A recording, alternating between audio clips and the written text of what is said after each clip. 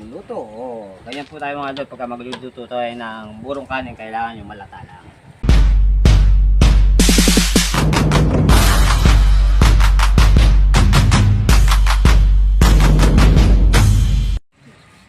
Ayan mga lod, mga idol. Magluluto. Magkagawa ako ng burong kanin. No? Basta magtilapia maluluto. Burong kanin mga lods.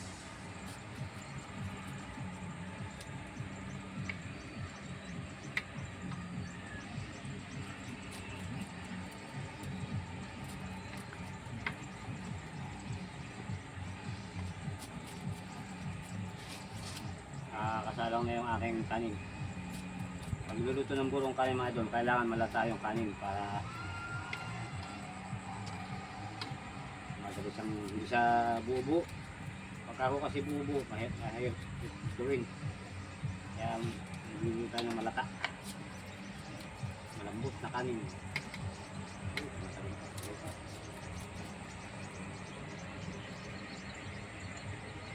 Kaya nga. Mga lods, ito na, nakahanda na yung ating kanin, no? Magluluto. Oh. Ganyan po tayo mga idol. Pagka magluluto tayo ng burong kanin, kailangan yung malata lang.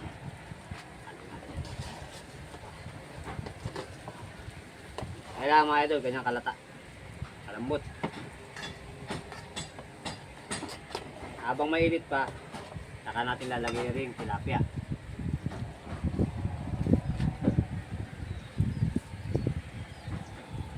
Burong kanin. Napakasarap ito sa inyo, saka sa ito mga idol.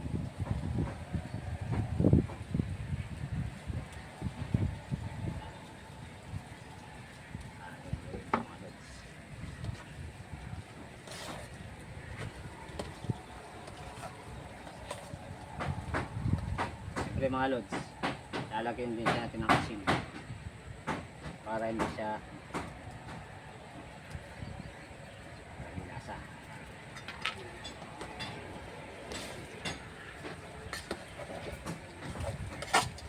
Sa loob ng 3 araw o 4 na araw, pwede na siyang gisay. Kukulubin pa po natin ito mga idol. Sasalin ko siya ngayon dito after that. Sasalin.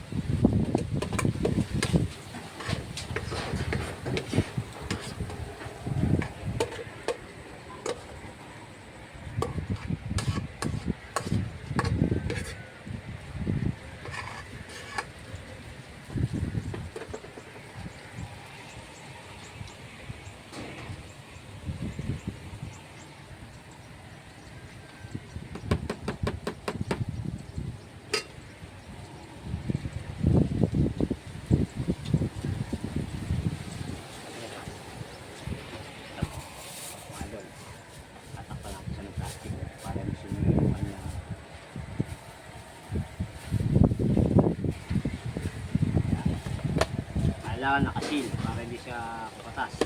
Hindi kang bumoy. Kailangan plastic.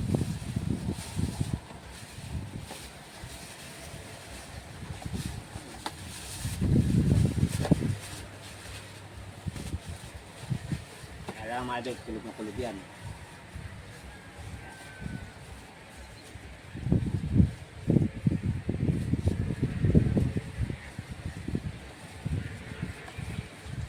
Idol, update ko na lang kayo pagka ito aking gigisay na mga lods.